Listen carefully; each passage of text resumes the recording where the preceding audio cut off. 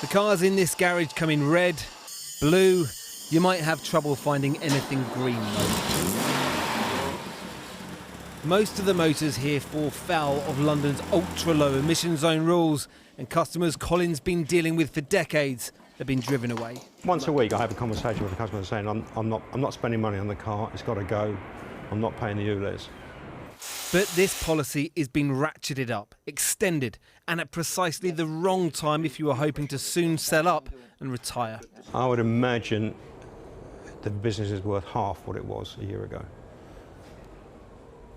That's a bitter pill to swallow. Never mind swallow, you choke on it.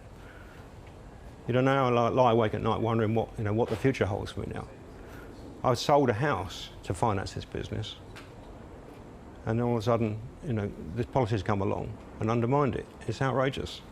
Get Khan out! This morning, the High Court ruled that plans to extend the Ulez by London Mayor Sadiq Khan was legal.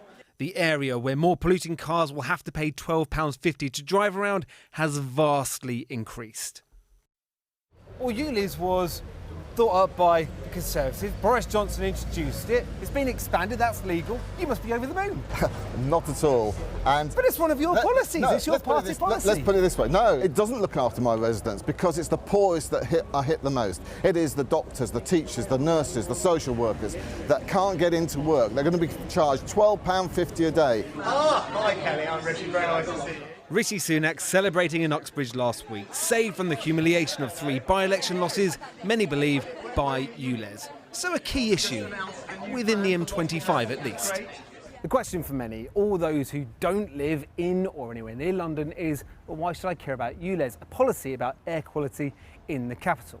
But since last week's by-election in Uxbridge, there has been a conflation by some politicians of this one air quality policy and all climate change issues under a broad green banner. Both the Conservatives and Labour are trying to wrestle with how they maintain their expensive green credentials during a cost of living crisis, all of which will be judged by the entire nation at a fast approaching general election.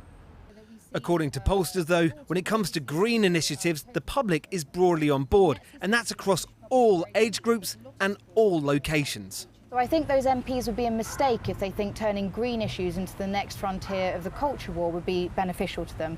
I think the British public want to signal that they are progressive and on board with these things.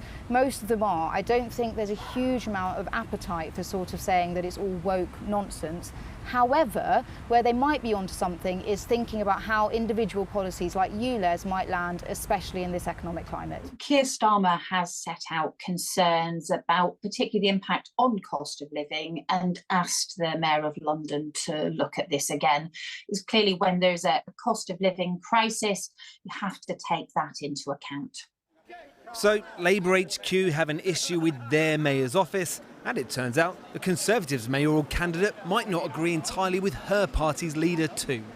Londoners are telling us all loud and clear they do not want this, and nobody is listening. Do they want the Prime Minister's net zero policies? No, I think that will be looked at. Let's have a look. But in the meantime, but you want them looked at. You want them as possible. I don't.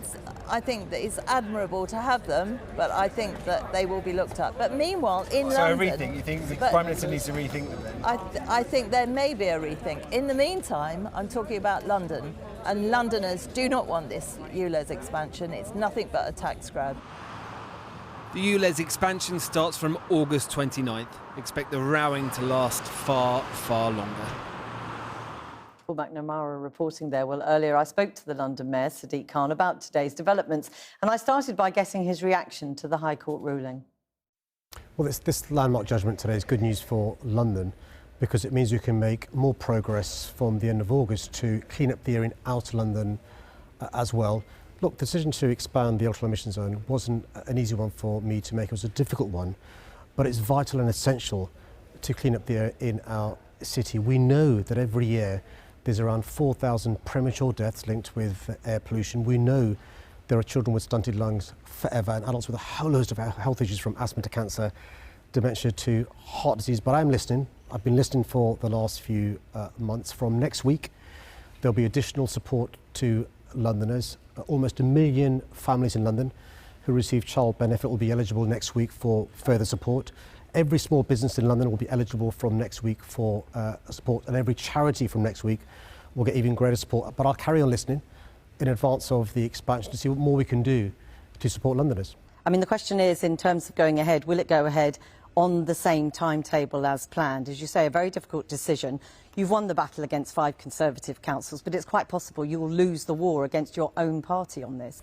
So the decision to expand Ulez will take place on August the 29th. On exactly the same timetable as planned? But we'll be providing more support to Londoners' families, to businesses and to charities, and we'll carry on listening to Londoners who may need more support. I mean, with respect, the Labour leader came out as soon as the Uxbridge by-election result was announced and said there was no doubt that your plan cost the Labour Party the by-election. What was it like being thrown directly under the bus by your own party leader? Well, these decisions are difficult decisions. They're not taken lightly to expand the ultra-low emission zone, but they're important, vital decisions. But he thinks it's the wrong decision now. That's the truth, isn't it? Well, look, when you're mayor, you've got to make these difficult decisions, and the decision to expand Ulez wasn't one I took lightly, but it's important to recognise the public health crisis there is in London. It's important not to undermine and diminish the evidence, which is around 4,000 premature deaths a year directly linked with air quality. And that is an argument that you have made forcefully, and many, many people support you on that. But the Labour leader said he wanted you to go away and reflect on the expansion of the scheme. I mean, what did you take from the word reflection? It's like a teacher telling a child to reflect. It's never for a good thing, is it? Well, look, the decision to expand Ulez, as I said, as the mayor, wasn't an easy one. It was a difficult one, but I've been listening. It puts you in direct contradiction at the moment with the Labour Party leader, and I think people are trying to work out how you're going to navigate that. Well, look, what I'll be doing is doing what I've been doing for the last few months, which is listening to Londoners and responding to any concerns they may have. So did you take, when he said he wanted you to go away and reflect, that actually what he wanted you to do was pause? He says it's cost them the Uxbridge by-election. Of course, with an election coming up, it could cost many more constituencies. So how is that going to be navigated between you and Keir Starmer? So what we know already is that inner London, 96% of cars are already compliant. In outer London, 9 out of 10 cars are compliant. So the good news is those vehicle owners aren't going to pay a penny more from August the 29th. We'll see the benefits. But the even better news is those who may have non-compliant vehicles will get even more support from next week, and I'll carry on listening to Londoners and respond to the concerns they have. I suppose what I'm trying to get at, and sorry to interrupt you, when you talk about listening to Londoners, are you talking about pausing this? Because Keir Starmer categorically, the minute the election results were out, said your Ulez expansion plan was to blame. Angela Rayner, Rachel Reeves, all saying this may not be the right time to go ahead with expansion.